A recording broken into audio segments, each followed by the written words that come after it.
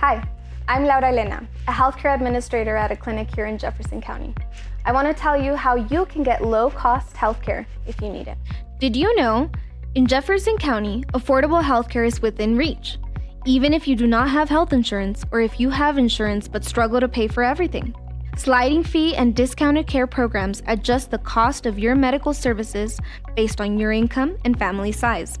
The lower your income, the less you pay, making care more accessible for everyone. These programs are not health insurance.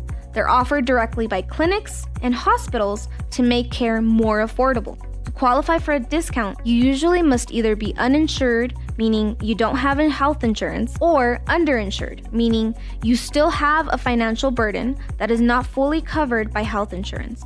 At some clinics, you can be eligible for a discount on a sliding scale even if you have insurance, which can make out-of-pocket expenses more affordable. Some discounts are available daily or sometimes annually. Often, you need to show proof of income for ongoing discounts. Costs can vary depending on whether you go for care, so be sure to ask your provider about their policies for sliding fees and discounted care. Here are some examples of sliding fees and discounted services available in Jefferson County. Need help getting insurance coverage? Many Jeffco clinics can help.